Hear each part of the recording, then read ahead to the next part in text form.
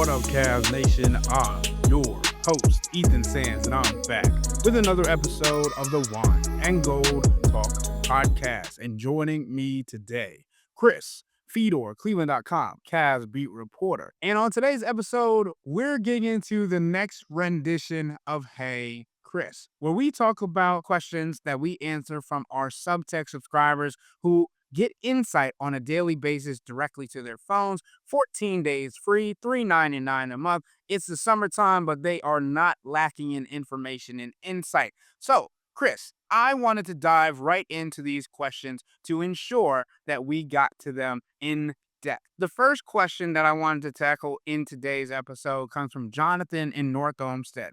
He says, where would you rank Kenny Atkinson amongst Eastern Conference coaches, and what is his biggest strength as a coach and biggest weakness? Jonathan also went as far to give his list of the Eastern Conference coaches. Here's the top 7. Mike Brown, Eric Spoelstra, Joe Mazzulla, Rick Carlisle, Nick Nurse, Darko from Toronto, and Atkinson.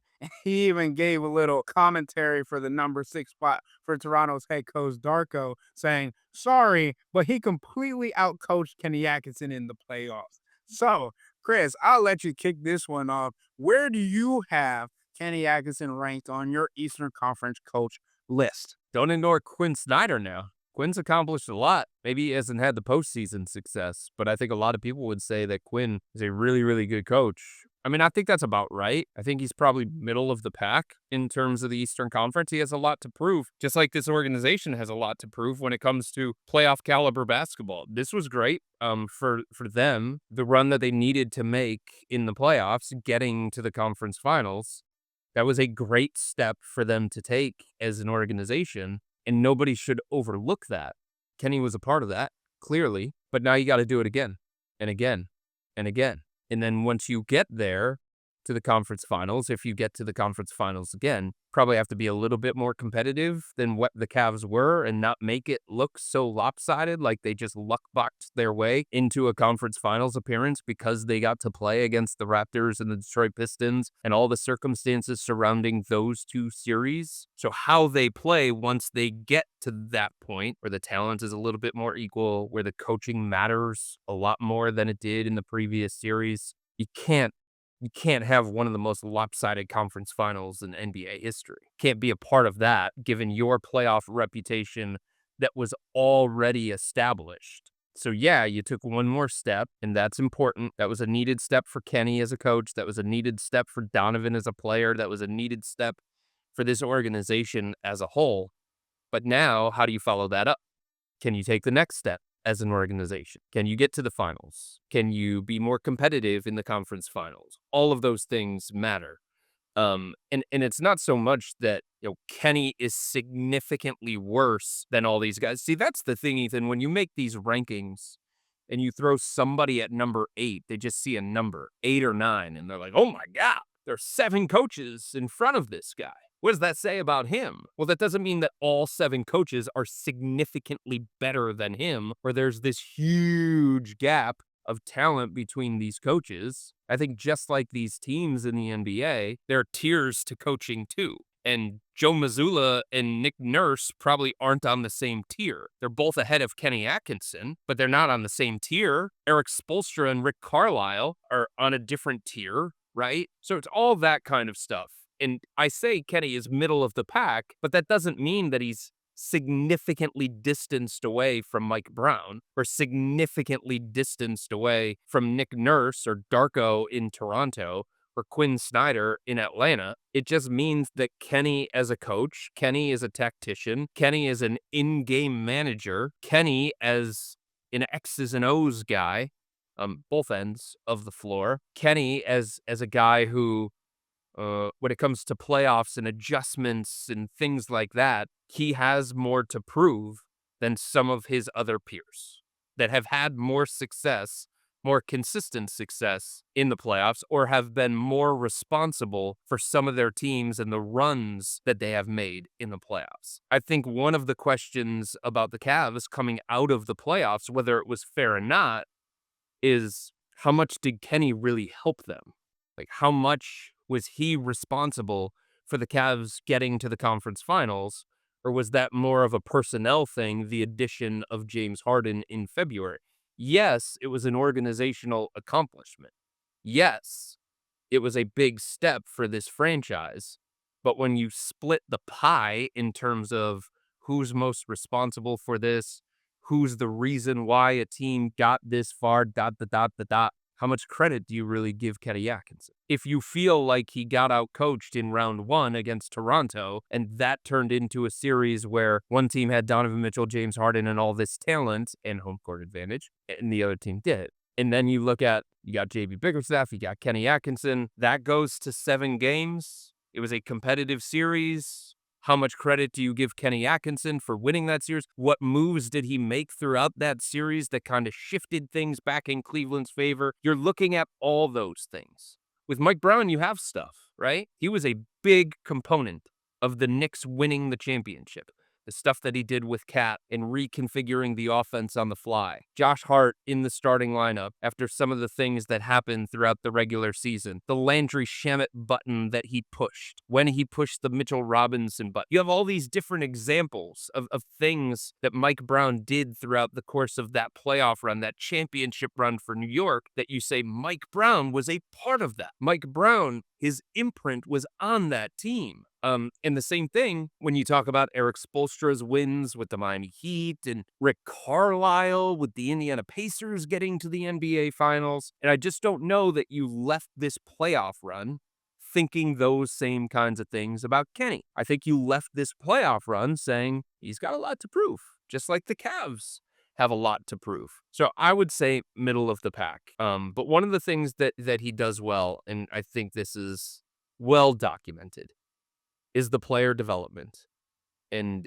guys that improve under his watch and guys that become a better version of themselves under his watch. Now, some of that is natural. Young players tend to get better, but it's also every stop that he has been, whether it was Atlanta, Golden State, the Clippers, here in Cleveland, Brooklyn, you see evidence of these players getting better under his tutelage. And I think that's pretty important. Yeah, Chris, and you make the point of not all coaches who are even not mentioned on this list are bad coaches, right? You mentioned Quinn Snyder. I also think about Jordi Fernandez in Brooklyn. He's just in a bad situation, and I think Jordi Fernandez is a great coach. I mean, Charles Lee, look what he did in Charlotte. Charles Lee is a great example as well. And Chris, when I'm looking at Jonathan from North Olmsted's list, I'm thinking about it and I'm like, well, if we're trying to be very simplistic about this, everybody on this list, other than Darko from the Toronto Raptors, has won a championship as a head coach. Mike Brown, Eric Spoelstra, Joe Mazzulla, and Rick Carlisle, Nick Nurse, all of them have won a championship. So they have something or have accomplished something that Kenny Atkinson has not. They've all even won a game as a head coach in the Eastern Conference Finals or the conference finals in general. So the biggest thing that we've talked about Kenny Atkinson needing to improve on is game management, in-game management, or from game to game adjustments as well. Being able to shift a series, shift a game by making an adjustment that doesn't necessarily go with the status quo.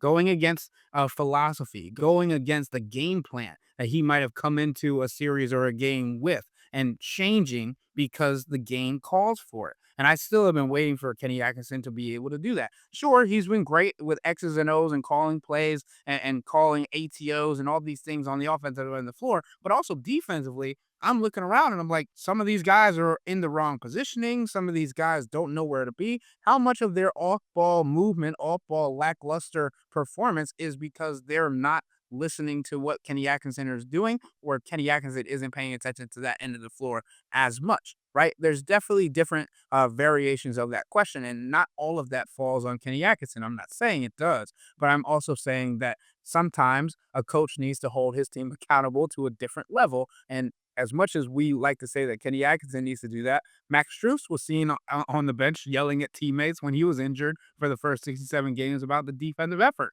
that they had or the lackluster. Dennis Schroeder, as he came onto this organization, was yelling at Donovan Mitchell and James Harden to get back on defense. Why are the only people doing that the players? Why haven't we seen Kenny Atkinson do more of it? Because we've seen some of it, and I'm not going to say that he doesn't do it, but I do think we would want to see more fire out of Kenny Atkinson when it comes to holding his team accountable and being able to adjust in game and from game to game, particularly in a 7-game series. Yeah, I think that's fair. I think another thing that Kenny does well is, he identifies what his personnel is at a given time and how to best function within that personnel grouping.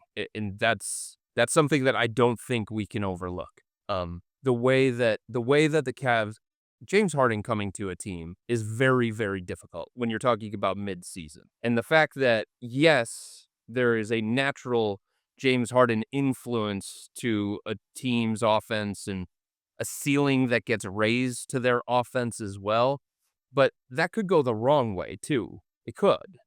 It could be a detriment if you don't play the right way to maximize him and maximize the personnel groupings. So I think Kenny being able to adjust on the fly with such a drastic change, I thought that was important. I thought that showed a lot about Kenny. And I think being adaptable in terms of, do you play big? Do you play small? Do you play fast? Do you play slow? Do you play more ISO? Do you play more rhythmic ball movement, player movement, stuff like that? He has shown a willingness to adapt and adjust based on what his group of personnel calls for. And that's really, really important, especially when you get into playoff series as he gets more comfortable and he gets more of an understanding of playoff level basketball. Because that's the other thing that we have to consider when it comes to Kenny. It's not making excuses for him or anything like that. He has a lot to prove when it comes to the playoffs. But he also doesn't have nearly as much in-game experience as some of these other guys. And some of these other guys, Mike Brown wasn't looked at as some stylistic genius or some X's and O's god at various points throughout the course of his career, right? Sacramento said to themselves, stupid, but Sacramento said to themselves, we can do better than this guy. The Cavs at one point said, hey, we can do better than this guy. So, Kenny needs to have his own failures in the playoffs to learn from them, to grow from them, and become a better coach because of them. I think the James Harden aspect is really intriguing, right? Because I'm in complete agreement. I think James Harden coming into a team, obviously, we had this conversation with Jimmy Watkins on this podcast last year. You bring an all NBA caliber player onto a team. It's very hard. It's seldomly done for a team to then go and win a championship in that same season, especially when you talk about a player that takes you from being one of the fastest teams in the league to one of the slowest teams in the league in pace. So, yes, I do think the offseason is going to be good for Kenny Atkinson and James Harden to kind of work together. I do think training camp is going to be good for the organization to see who is best fit as his pairing and how often Kenny Atkinson is going to be able to switch between utilizing James Harden and Evan Mobley, James Harden, Jared Allen, James Harden, Evan Mobley, and Jared Allen, right? So I do think it's going to be important to see those different things. But you also could see Kenny Atkinson in his first season with James Harden under his belt being a little bit lenient into comfortability in finding a pairing that worked. Obviously, James Harden and Jared Allen work great together, but we also know what could have been of James Harden and Evan Mobley, but Donovan Mitchell and Evan Mobley had been working together as a pairing for a long time, right? That is a thing. And that also gets into our next question from our subtexters, coming from Anu from San Francisco, who says, I totally understand the value of James Harden on off statistically that you guys have reviewed. But last year, his assist to turnover ratio was 1.2 in the playoffs and is more like 1.8 ratio for his career. Does this improve with the full season with the team? Does he pass the eye test with all these turnovers? The turnovers are part of the frustration with James Harden for sure. And I think he has to have an understanding of, when you get into the playoffs, you have to value possessions a little bit more than what you have throughout the course of your career. And I think that's a growth aspect for somebody like James. I do also think that some of it was the unfamiliarity. He was in a different role, very different than what it had been throughout his career. He was playing with different kinds of personnel, still getting comfortable with different players, different groupings, different styles.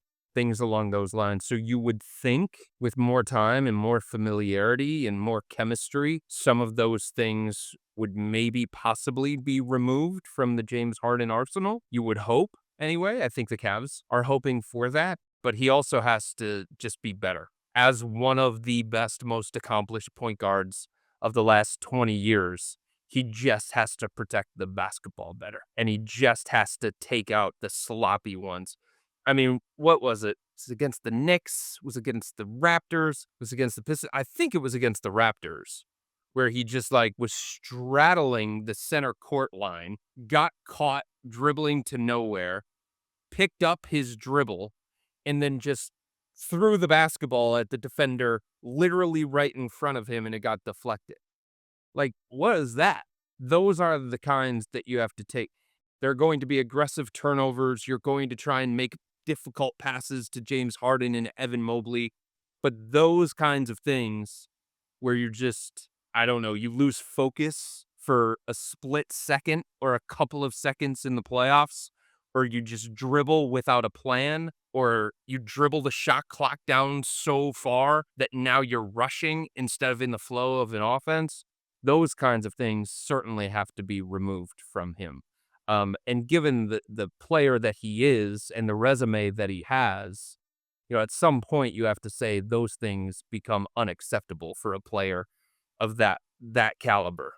And it's on James to be better in those kinds of situations. And Chris, I agree with you because of James Harden only getting to play 26 regular season games with the Cleveland Cavaliers before the postseason. Yeah, that's not a lot. No, it's not a lot at all. And we saw in real time, it wasn't necessarily him adjusting to the offense because obviously he's a system in himself, but it was the offensive players around him, like the cutters and the off-ball movers of Sam Merrill and Max Strus, trying to figure out when it was okay for them to cut, when it was okay for them to move, and sometimes being off one step, off page or offline with a pass because they weren't in the correct spot. And that's difficult, right? We also saw that not because they're the same player, but same kind of issues with Lonzo Ball earlier into the season because Lonzo Ball would read a play a second too quick for his teammates. This time, James Harden was reacting a little bit, a one step too slow. And I think it's difficult for the Cavs players, especially those that like to move as much as Max and Sam do, to kind of go from this very high paced offense that was leaning itself to movement and off ball movement and body movement and ball movement and all these things to we have to wait until maybe 7 seconds are left on the shot clock for somebody to make a decision. And then you're not necessarily getting into the flow of your offense. You're not necessarily getting into the rhythm of your jump shot. Also having a defender in front of you trying to deny you the basketball or deny your jump shot. So it makes everything a lot more difficult. So that's why I'm very intrigued to see what training camp looks like, what the first couple of games of the regular season look like. Also knowing, as we've said on this podcast before, that this regular season is going to look vastly different than other regular seasons for the Cleveland Cavaliers, especially under the Kenny Atkinson regime. This is going to be the first year that the Cavs are going to actually have to chase wins because of how deep the Eastern Conference is. So with James Harden being 37 years old at one point this season, with Donovan Mitchell turning 30 years old this season, the aging backcourt of the Cleveland Cavaliers, and hopefully the growing front court of the Cleveland Cavaliers with Jared Allen, Evan Mobley, and then obviously Max Strus aging as well, Sam Merrill. You have all of these players, Dennis Schroeder, if he's on the roster, right? You have an understanding of this is an aging group, and you're going to have to fight harder than you've had in the past to win games. Arguably, just to get 50 wins to be in the top 6 in the Eastern Conference hierarchy. So it is going to be interesting to see what version of James Harden you get in the regular season and then what version of James Harden you get in the postseason as well, because we can see that load management could be a thing. We don't know. So we'll just have to wait and see. But I want to get to the last question for today's podcast coming from Chuck in Youngstown. And Chris, this is a fun one. I'm going to have to go first because I've definitely been preparing for this one all day. But Chuck in Youngstown says, while we're waiting for Jonathan Kuminga and Peyton Watson news, if you could build your personal all-time favorite Cavs starting lineup, what would it be? For me, I'd love to see a lineup of Jared Allen, Sean Kemp, LeBron, Donovan Mitchell, and Mark Price hooping. The late, great Lenny Wilkens would be the coach. What's your dream lineup? Chuck, first and foremost, that sounds like a banger lineup, but I feel like it's doing a disservice to our Cavs fans to lean into LeBron James, especially in this offseason where he chose not to come back to Cleveland. So I went a different direction. I'm saying that all of these players are in their prime. I'm saying that this lineup that I created does not have to do with LeBron James. He's not on my team. But at the one, I got Kyrie Irving. He's the artist. He's the only player I know that, as Chris was kind of talking about James Harden earlier, not being able to know where he's going with the basketball. Kyrie Irving is the only player I've been able to see in my lifetime that can actually do that and do it well and actually confuse the defender because he's playing defense with the basketball in his hand. He's an artist. I love watching Kyrie play. He's going to be my starting point guard. It's strange to say that nobody has a left hand quite like Kyrie because like there have been guys that can finish with their offhand the same kind of way. And you don't want to overlook anybody, but it just doesn't feel like Kyrie's left hand is his offhand. Whether it's finishing, whether it's just shooting mid-range floaters, or whether it's dribbling, his left hand looks just as dominant as his right hand. And you don't see that very often. I agree with you. I think it's a magician at work, as we've heard it called on multiple occasions by other people who have played this game. But at my two, at my shooting guard from the 2004 to 2008 Cleveland Cavaliers team, I got Eric Snow. Yes, Chris, I'm going with a smaller backcourt. I'm going with an interesting pull. I wanted to diversify my group. I don't even think Eric Snow would pick Eric Snow. Hey man, I needed someone who doesn't care who he's guarding and is willing to make the game ugly. I wanted it to be fun. I wanted this to be a diverse lineup. And obviously, Kyrie Irving isn't the worst defender in the world, but you pair him with Eric Snow, who's handsy, he's got good feet. I think that would be a good backcourt pairing right there. Although we got to bring in some offense here. So let's get to my small forward position. And Chris, I was really wrestling with this one because sure, you want the 3-point shooting, but if I'm thinking about guys in their prime, I'm going between Richard Jefferson and J.R. Smith because yes, yes, I'm telling you. But I ended up going with Richard Jefferson, one, because he was more adept to playing in a role. He's 6'7", he's lengthy, and I think you put him on the best player defensively on the perimeter if you needed to. So that's my three. I got Kyrie, Eric Snow, Richard Jefferson. Yes, this is a goofy ass list. And then I got Kevin Love at my four, power forward. Remember, one of the best scorers back when he was in Minnesota. Also a great rebounder at the four. He was like 25 and 12. Baller. And always a great rebounder, which I think is going to help with this lineup as well, especially because Richard Jefferson wasn't necessarily the best rebounder even for his size.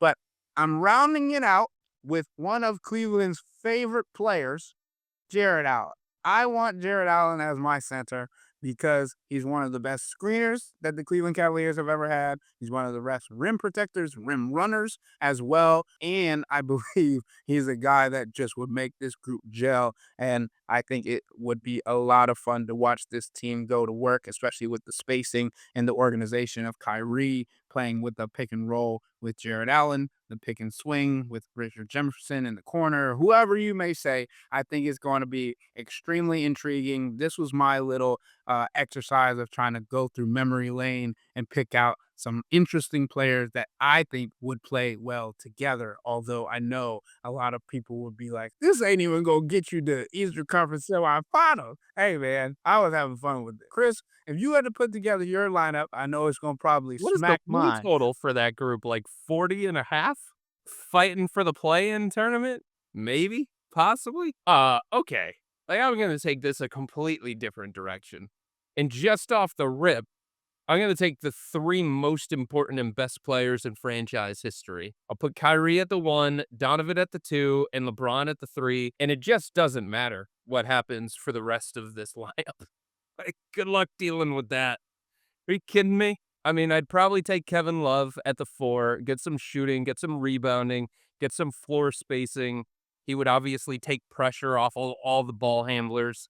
pick your poison with that. And then my center would probably be Big Brad Doherty because I love his game, love his demeanor, love his selflessness. And again, we're talking about dudes who are going to have their jerseys up in the rafters. No offense to Eric Snow or Richard Jefferson. Love those guys. Love what they've brought to the organization. Love the roles that they played. But you've got three of the best players in franchise history that all play separate positions, and you picked one of them. You picked one of them. You picked Kyrie. I'm going to take all three of them and then take my chances with whatever other two you could give me Z instead of Brad Doherty, and I'd be okay with it. You could give me Jared Allen instead of Brad Doherty, I'd be okay with it. You could give me Hot Rod instead of Kevin Love, although the floor spacing may be a little bit wonky. You could give me Larry Nance Sr. instead of Kevin Love. I'd be okay with that too, because I've got the three best players in franchise history on my team, and I'd take my chances with whoever else you want to put on the roster to fill it all out. Well, Chris, I feel like a lot of people were going to go that route. Yeah, I wonder why. Let me say for the record, for people who are looking at me bug-eyed on this podcast, if you're watching this Don't on want to YouTube, mix in Delly? You gonna be your sixth man coming off the bench? hey man, maybe. Delly, I love Delly. He's great. He's fantastic, but He's I not. wanted to go a little bit different way. I wanted to look at the roles of each player. I wondered how they would impact, and I think my team has defined roles throughout the roster, throughout the lineup. But I do agree, Chris. I Enjoy do those think 40 yours- wins, buddy. I'll take my 60. Yeah, I was about to say I do think your team might beat mine. Might beat mine. Your team might beat mine. I don't know who's guarding LeBron. But anyway, I appreciate Chuck in Youngstown giving us a little bit of a laugher at the end of today's episode. My coach would be David Blatt just for the hilarity of him and LeBron James together. Well, I'm taking Mike Brown. Gotta love it. Well, Chris, I appreciate you indulging me and allowing me to be goofy a little bit at the end there. But again, this is only possible because of our Subtext subscribers who send in their weekly questions every time to be a part of Hey Chris. But with all that being said, that'll wrap up today's episode of the Wine and Gold Talk podcast. But remember to become a Cavs insider and interact with Chris, me, and Jimmy by subscribing to Subtext. Sign up for a 14-day free trial or visit cleveland.com/Cavs and click on the blue bar at the top of the page. If you don't like it, that's fine. All you have to do is text the word STOP. It's easy, but we can tell you that the people who sign up stick around because this is the best way to get insider coverage on the Cavs from me, Chris, and Jimmy. This isn't just our podcast, it's your podcast. And the only way to have your voice heard is through Subtext. Y'all be safe. We out.